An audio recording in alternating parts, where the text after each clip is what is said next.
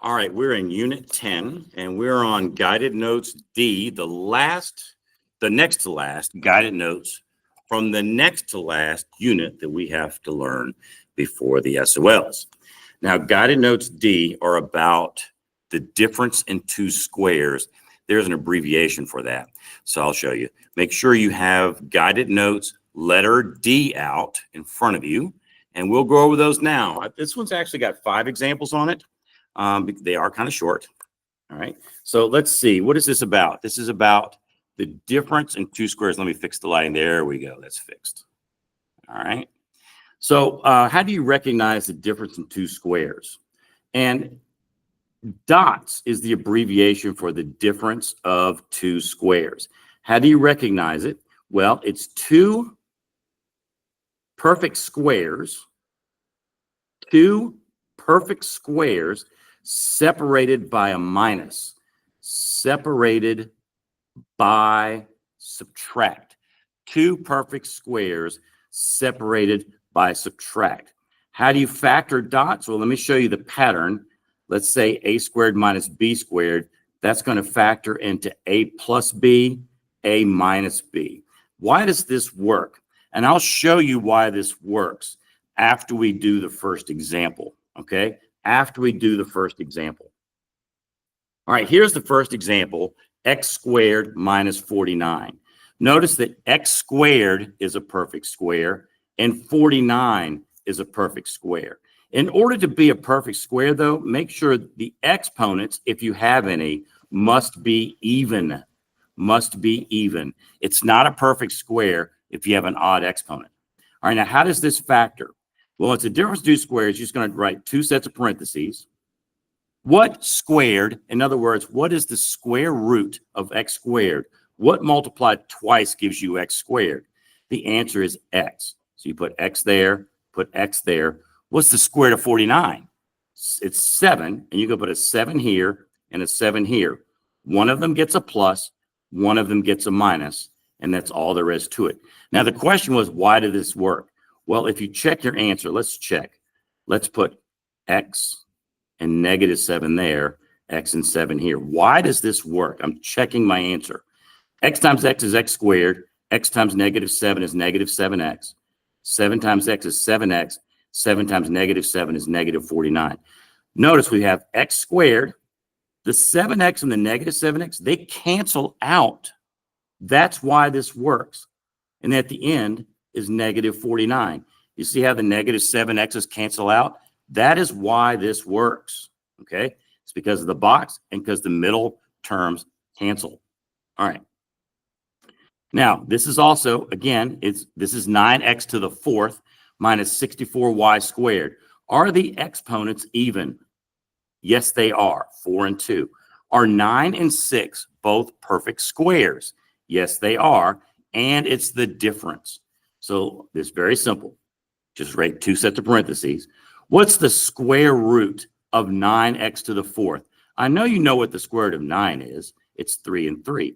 But when you take the square root of x to the 4th, all you do is divide the exponent by 2. So it's going to be x squared and x squared. What's the square root of 64? It's 8. And what's the square root of y squared? Y and y. One of them gets a plus, one of them gets a minus, and you're done. That's all there is to it. All right, now let's look at example 3. Example 3, you're going to look and say, wait a minute. 50 is not a perfect square. That exponent is odd. But I hope you notice that you can take out a greatest common factor first. All right. What is the biggest number that divides into 50 and 162? 2. What's the smallest exponent between 3 and 1? 1. That's the greatest common factor. What's left? Well, let's divide both of these terms by 2x. Hopefully you see on this one, that's going to be 25x squared. And on this one, the x's cancel, but it's an 81. Now, is it the difference in two squares? Is that a perfect square? Is that exponent even? Yes, this is dots. So you make two sets of parentheses. What's the square root of 25x squared? 5x, 5x. What's the square root of 81? 9, 9. One gets a plus, one gets a minus. And just to answer your question, it doesn't matter which one gets the plus and which one gets the minus. You can put the minus first and the plus second. It doesn't matter. But don't forget that 2x is still in front, so it stays in front. Now, here's the final example. 125x cubed y minus 75xy. You might, wait a minute. Those are not perfect squares. Well, it has a GCF first. All right. What's the biggest number that goes into 12 and 75? The answer is 3. What's the smallest exponent on the x's? That's a 3. That's a 1. So it's a 1. What's the smallest exponent on the y's? A 1 and a 1. So it's a 1. That's my greatest common factor. And let's divide them both by my greatest common factor. Divide both by 3xy. Well, 12 divided by 3 is 4. x3, x1, that leaves x2. The y's are gone. Minus 75 divided by 3 is 25. The x's are gone and the y's are gone. So all that's left on that term is a 25. Now, are those perfect squares? Yes, they are. Is a minus in the middle? Yes, it is. So just make 2 sets of parentheses.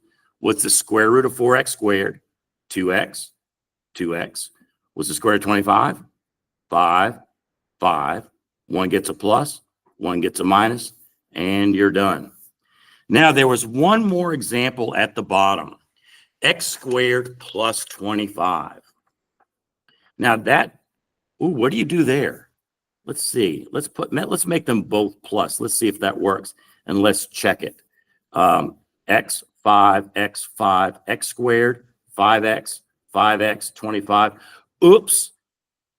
The 5x's don't cancel. Yes, you get x squared and 25, but that gives you a 10x in the middle, so that ain't right. Should I make both of them minus? Should we do that? I don't know. Let's try. X, negative 5, x, negative 5. That makes x squared, negative 5x, negative 5x. That does give me a positive 25, but again, 2 negative 5x's, they don't cancel it. That doesn't work either. Well, should I make one of them positive and one of them negative? Let's try that. X, 5x, negative 5, x squared, negative 5x, 5x, negative 25. That does give me a negative 25. The middle terms cancel, but that's a negative 25. I want a positive 25. Why doesn't anything work on this? All right. Why doesn't anything work? Oops. This is the sum of 2 squares. You cannot factor the sum of 2 squares. It must be the difference in 2 squares. So the sum of 2 squares is prime. See, I tricked you. You cannot do the sum of 2 squares.